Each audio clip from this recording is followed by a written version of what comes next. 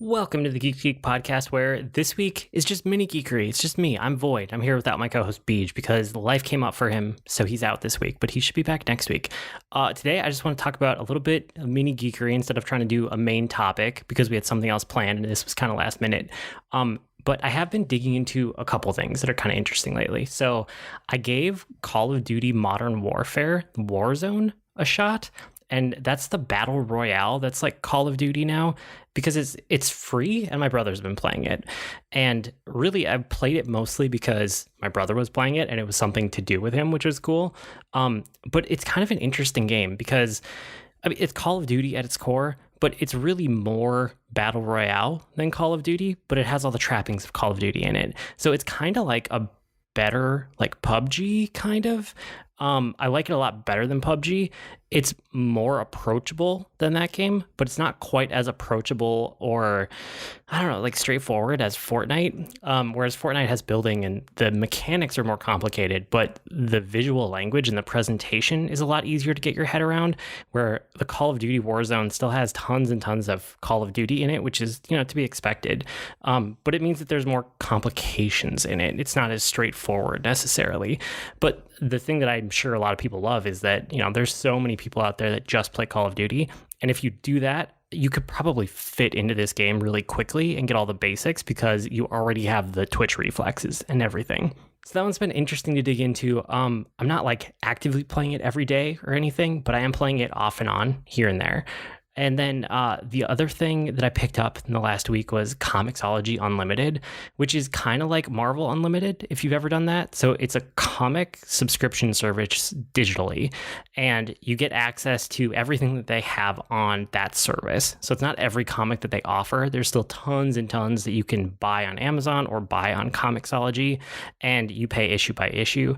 I've done that for some in the past. This gives you access to kind of like their back catalog and then also all of their originals or anything that they have paid to produce. And so I assume they're going to do more of that over time. Content is kind of king with these subscription platforms. And so the more like originals that Comixology does, the more of a good value proposition that subscription ends up being. But the thing is, there's a free trial right now for 60 days. So I'm guessing it's because of the pandemic. Like, they just want people to try things and want to give people an opportunity without spending a lot of money. So I took them up on that and I gave it a shot for the first time ever. And, it's kind of, it's a mixed bag. I mean, it always is. If it's just a bunch of random content, you don't know what you're getting in for. It's good if the comics are there that you're interested in. So I've just been digging through and trying a lot of issue number ones, a lot of volume number ones, and, not feeling bad if I set it down after a couple pages or without even finishing an issue. Sometimes they just don't resonate with me. But I did find a couple that I've been digging into that I liked a lot. There's this Teenage Mutant Ninja Turtles run from 2011, and it's really good. I read the first volume. I haven't gotten to the second volume yet, but the first volume was excellent. It's kind of throwback and also kind of with a more modern twist to it. So it manages to balance that really well. The other one I've been digging a lot is Giant Days. Giant Days is kind of like college life in Canada the UK. Somewhere not America, but definitely English. I think it's the UK. And it's good. It's kind of like college. It's not even like super drama or anything. It's kind of a slice of life, but it's really, really good, and I'm enjoying it. I read 4 or 5 volumes of that. I don't know how many there are out there, but I read a bunch of it.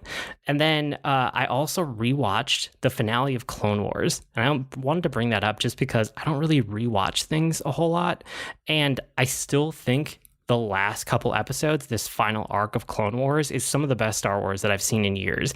It was so good that I went back and rewatched it. So it's the last 4 episodes. If you're interested in checking it out, you can skip everything that leads up to it, which I know I said in the other episode where we talked about this, but you really don't need any backstory.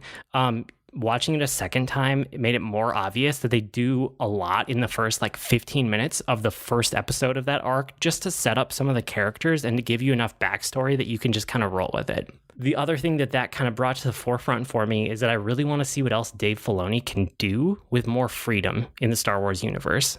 He also helped. He was like one of the producers or main story guys on The Mandalorian. Jon Favreau was the main like executive producer, but Dave Filoni was there for like everything to help with Star Wars. And Dave Filoni's kind of the closest thing to George Lucas that Star Wars has outside of George Lucas. He knows the universe and the setting and the backstory and the why better than almost anybody except for George Lucas. So it's going to be really interesting to keep an eye on Dave Filoni and just see what he does going forward. The Clone Wars is one thing. Rebels is one thing. He directed a couple episodes of The Mandalorian, which is another thing, all of which were good. And it's, yeah, I'll keep an eye on his career, basically, because I really want to see what he does next. But you guys should check out the Clone Wars if you're interested in that. And like I talked about a couple weeks ago, I'm playing a lot of Hitman 2. I'm going back to it because I had beaten it and kind of dabbled a little bit right when it came out, but I didn't give it the amount of time that it really deserved for being such an amazing game. And I'm trying to do that now because there's time. There's not a whole lot of games coming out. So I'm digging into my backlog in a way that I haven't done in years. Miami is the first main level that I'm really like drilling deep into. And I went through and I did like every assassination, every challenge, every discovery, like everything in the main story. There's other ones that give you like there's escalation missions. I haven't done those yet. And there's a couple other like targets that change things up. So I didn't want to go that far because you do need to change it up sometimes to just get variety. But I did almost everything in kind of the base game for Miami. So it went really well. I liked it a lot. Now I'm trying to figure out what my next level is going to be. I'm kind of eyeing those expansion pass levels because I haven't even touched them yet, so they'd be brand new. But I'm also looking at the legacy pack. So the fact that I owned Hitman 1 means that I get access to all of those levels redone in the Hitman 2 engine for free. So maybe I'll just go back and play through that story really quick and just kind of resample all of the levels from the first game and pick one of those. But there's a couple really interesting levels in Hitman 2. And like I said, I haven't even touched the expansion pass yet. So those would be ones that add on to the story at the end of Hitman 2. So I feel like I have a little bit of homework before I pick my next one to really like drill back into, because maybe I should go wide for a little bit and sample more before I narrow it back in and really focus. But I play this game differently than I'm playing a lot of other games.